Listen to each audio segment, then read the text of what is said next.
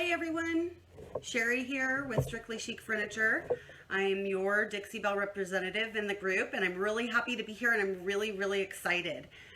So last week when we did our welcome videos, I asked you guys what you wanted to see, and a lot of people said patina, so that's what we're here for.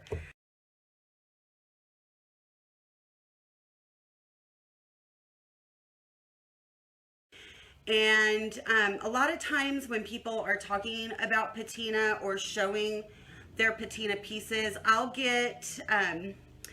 will get private messages from people asking questions that they are afraid to ask in the group. And so I thought, you know, if they're asking me privately and they're wondering, maybe there's other people out there that are wondering too. So I just want to cover some of those things first. A lot of you who already use the patina, you probably already know this, but I think there's a lot more who don't know. So let's just start with that, okay? So I just wanted to talk to you about what patina actually is. Now you'll hear a lot of people talk about it in regards to furniture and wood, and that, you know, that's okay. But technically, patina refers to the corrosion or the rusting of metal. And it's just a way nicer way of saying corrosion. And it's pretty. So that's what we're going to talk about today in those regards, is with metal. There's three things that cause patina, okay? Time, temperature, and a catalyst of some sort. And all the word catalyst means is an agent for change. So in nature, well, not nature, but naturally, patina happens when metals get damp, time goes by, it gets warm, and all of a sudden it starts rusting and getting that patina that we so desperately look for in our pieces. Now, we don't have time to sit and wait for things to patina naturally. I mean, we already watch enough paint dry. So that's the good thing about things like Dixie Belle's patina collection. It takes the time out of it. And so all you worry about is temperature and your catalyst, which is this little spray, and it will cause an awesome patina. So let's talk about what they have in the product line. Now, most of the time people use these products on wood, but you can also use them on metal. But if you're going to use them on metal, let's remember that metal rusts, and we're causing it to do that. So if you're going to use it on metal, you're going to want to use Dixie Belle's Prime Start. And it's a primer for metal, and it puts a barrier between what you're putting on and the metal you're putting on it, or you're putting it on. So that way it won't corrode your metal. So that's that. You don't ever need this if you're doing wood or anything else, just when you're doing it on metal. I'm so excited. I have so many good things for you guys. So the patina collection comes in bronze, copper, and iron. And then you have your choice, or both, you can use both, of the green spray and the blue spray. And then you also need some kind of Dixie Belle paint if you're working on wood, some kind of paint. And so today I'm going to use the color of the week, which is Pure Ocean.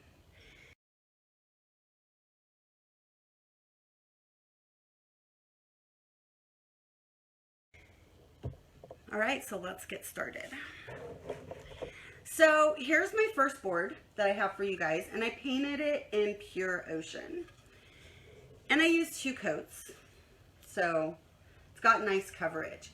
Now let me be really clear. If you guys are doing the entire piece in patina, it really doesn't matter what color you use. So if you have a little bit of this and a little bit of that left over, use it up, because you're not going to see it underneath the patina, and I'll show you that later. Okay, so these actually have real metal in them. And for those of you just joining, we're just getting into, hello, and we're just getting into the process. So these have real metal in them. And for that reason, since metal is heavy, we need to make sure we shake it up really good. Otherwise, all that metal settles to the bottom. Oh, yeah. So you can see, let's see if I can get it in the light. You can see it's all shimmery, and those are real little copper flakes in there. So that's really cool that they can do that. You just need to make sure that you keep it shaken up. Otherwise, they're still going to go to the bottom and you're not going to get the same effect. So you have your piece that is painted and dried, okay? And then you're going to put one coat of the patina paint on it. And I just get it on there, however, whatever little pattern I want.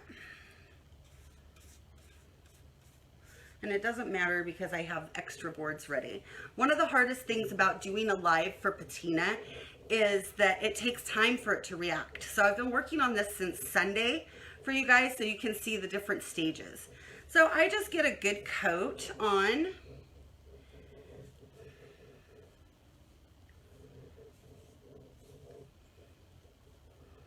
I'll just do some. But you can see that when you get it on, it does cover your paint color. Once I get the second coat of this on, you're not going to even see the paint color under there. So I just do your first coat. Looks pretty good with Pure Ocean. Okay. And then you want to let this dry. So we're just going to set it aside. I am not going to make you guys watch it dry because I have another board that's ready. So this one, I did my paint. I did one coat of the copper patina, and now I'm ready to do my next coat. Now, here's the thing with this. Dixie Belle paint does have some acrylic in it, so it does have some self-leveling properties. When you paint it on, as long as you don't overwork it, it'll do its job and smooth out.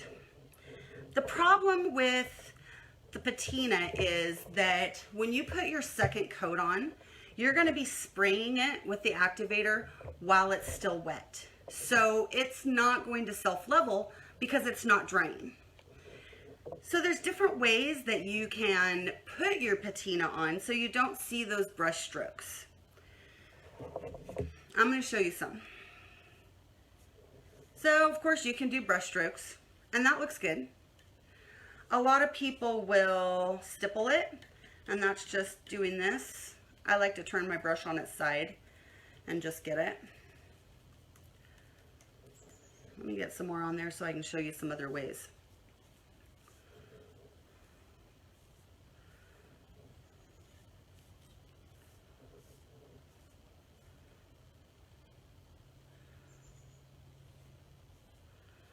Okay, so I don't know if you guys can see this. I bet you can when I turn it the right way. So you can see all those brush strokes, right? A lot of people don't like those because what happens is the patina activator settles down in those grooves and you get more activation there than you do on the high spots. So sometimes I'll take just a piece of plastic wrap or stippling with the brush, but plastic wrap, and I'll wad it up, and it makes a really cool little effect. And I just do this, I pat it. And it kind of just makes a little ripple effect. Okay, you can do that. You could use a sponge. And actually I'm going to put a little bit more copper on there. And you can get it on there and it'll kind of make it maybe a little bit bubbly, which is kind of cool when it dries. Okay, can you just see that? See, up here in this corner. The other thing I like to do is I like to take a glove because I like to paint with my hands.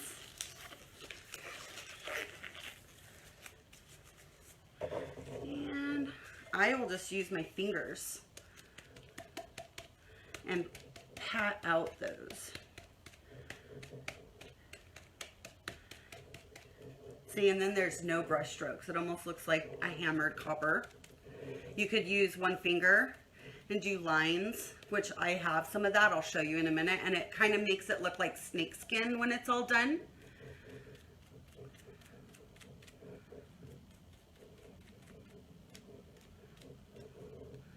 So that's it, okay? So you have plenty of options. The cool thing is you can mix and match. So I have a board over here I'm going to show you. It came out really cute. But once you get some copper on there, you can add some iron, you can add some bronze, and it's going to be really cool. So the thing about patina and furniture artists like us, we like to know what's going to happen. And a lot of the questions I get in my group are, well, what happens after I spray it? So once it is, you have your second coat on, will you just step back? My daughter's here helping me in case I need it. I just don't want to spray her. You want to wear gloves, you want to wear all your protective gear. You're just going to spray it however you want. Sometimes I will lean it up against something and let it run. Sometimes I'll use the misty part. Sometimes I'll use the spray part so it splatters, and it's just different every single time. So for those of you who are control freaks like me, you really have to get used to the fact that patina is kind of the wild child of Dixie Belle, and it's going to do what it wants. So, you know, just kind of keep that in mind. And it's really, really hot here today, so things are happening really fast. These reactions are really going fast. So, I want to show you guys some really cool things. Like I said, people will message me. I have some cool things to show you guys. And people always ask me, you know, how long does it take for this to work? And the answer to that is it's really dependent on those three factors, okay? Time, temperature, and your catalyst. So the more you spray on, the faster it's going to work. And the warmer it is, the faster it's going to work. And today we're having heat advisories, so it is so hot today. So I did some boards and I did some spacing so that you guys could see what happens throughout. Now keep in mind that this is going to be slightly accelerated because it's so hot here today. And if you put it in direct sun or you put a hair dryer on it, it is going to make it go a little faster, just to let you know. All right, so this one, what time is it right now, Tori? 2:14. 2:14. So this one is just about 20 minutes in. And you can see on this one, and I'm going to cover myself so you guys can see. There's not a whole lot of action going on yet. Okay, but what I did was I did the copper and then I covered my hand in the iron with a glove, of course, and I put my handprint right there. And it's kind of cool because the handprint is rusting. It's turning red and rusting, and the rest of it is turning green because I used the green spray. And so that's going to be a really cool effect. And I'll pull it back a little bit so you can see. And this is only after about 20 minutes. So you can see there's a little bit going on. The iron seems to be going a little faster. And I think it's because it's so hot in here.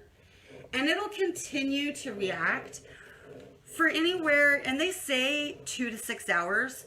And I'm here to tell you it happens a lot faster than 2 hours. Like I said, this is after 20 minutes. Okay, and it's already really going. The next one, what time is it? 2:15. Okay, so this one has been going for about 35 minutes. And now you can see that there is a really good color change. And it's really bright green because, again, I used the green spray. I would have also used the blue spray for you guys, but I got here and my blue spray bottle broke. So yeah. All right.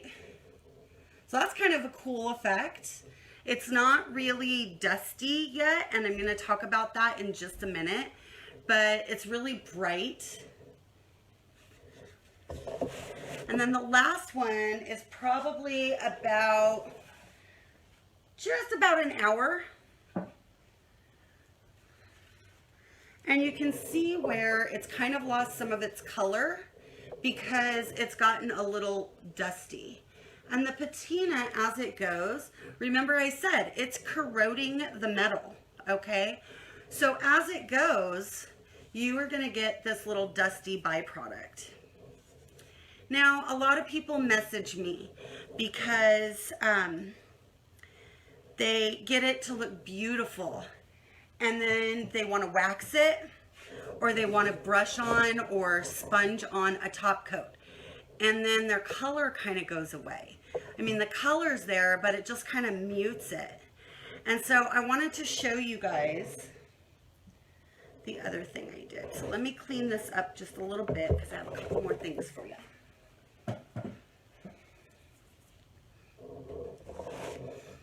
Okay, so everybody wants to know what the difference is between the green spray and the blue spray.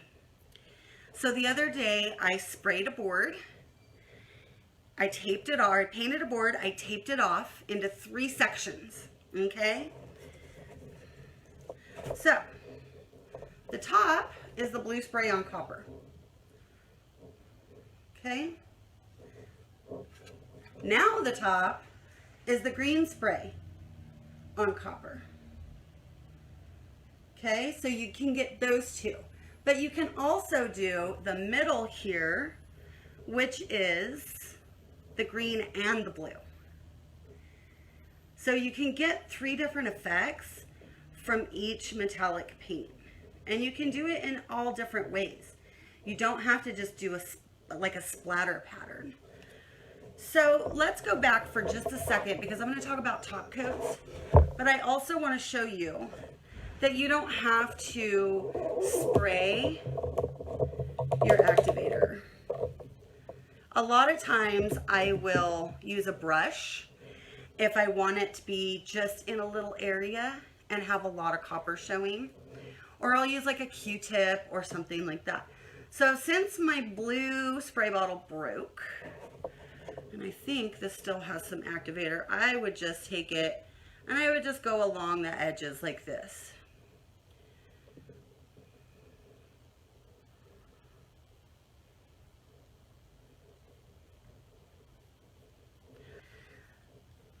So when this dries completely, it's going to be really cool because all of this is going to have the green down here. And then all my little flamey areas right here are going to be the blue. And I'm actually putting enough on so that it'll run.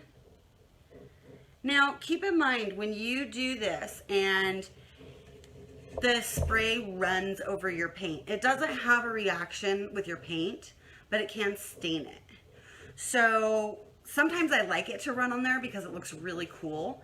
But a lot of times if I'm doing a really light color, it's going to stain it blue and I might not want that. So just keep that in mind. You'll want to get that off of there and you might have to touch it up. No big deal, but just an FYI. Because I was pretty shocked the first time I did it.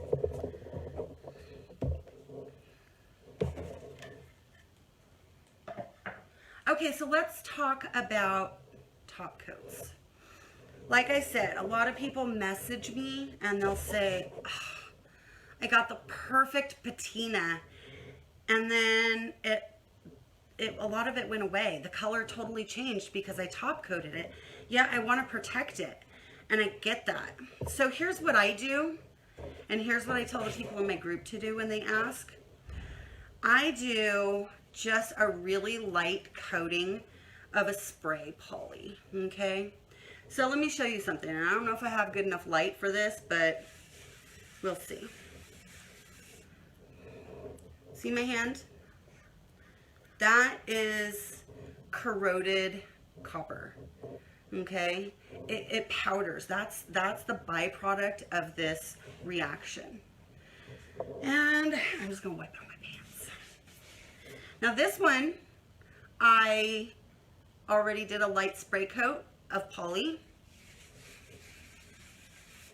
Nothing, okay? So that's what I do. I do a light spray coat of poly, and then you can top coat it with whatever you want, because that spray coat of poly is going to protect this. And then you can still keep your little powdery looking stuff. So that's what's really, really cool about it. So I just wanted to show you guys a couple of more things, and then I use this stuff on furniture, and I also use it on signs.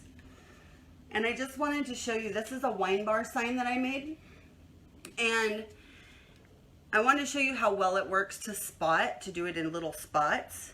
So I did all of this part in Dixie Belle's copper metallic paint.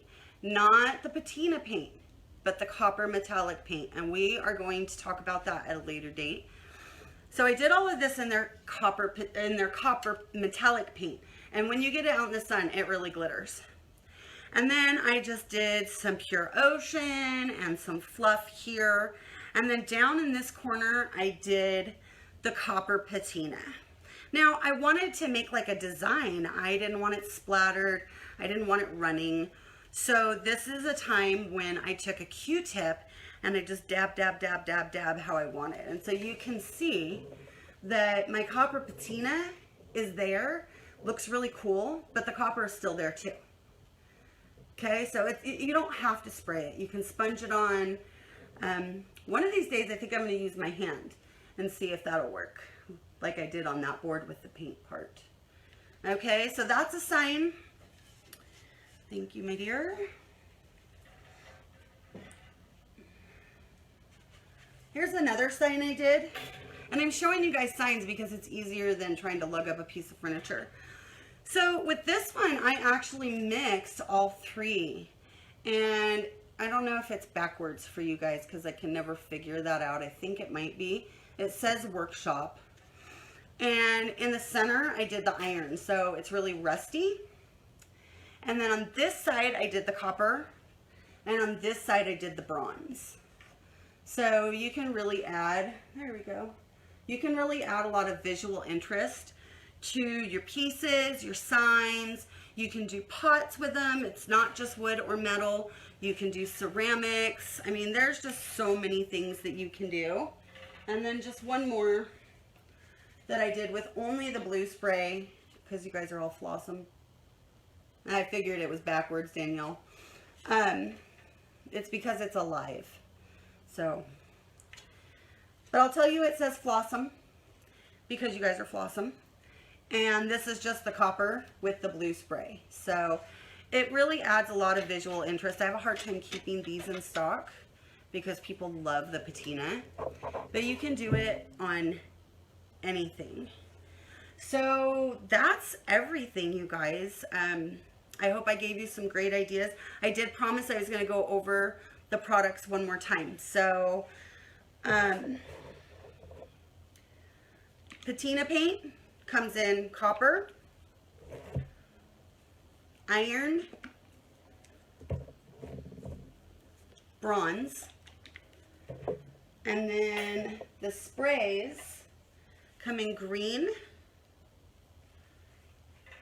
and blue. And then a reminder, if you're going to be doing metal, you want to get the prime start. If you don't, whatever you do your patina on, it's going to end up corroding or can corrode the metal that you don't want done. Okay.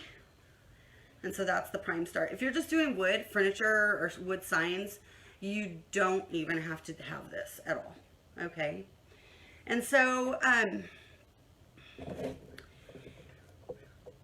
I really, really appreciate you guys being here. I was really worried today because usually I just do these, play it by ear, fly by the seat of my pants, and I've been working on this one with all the boards and stuff since Sunday.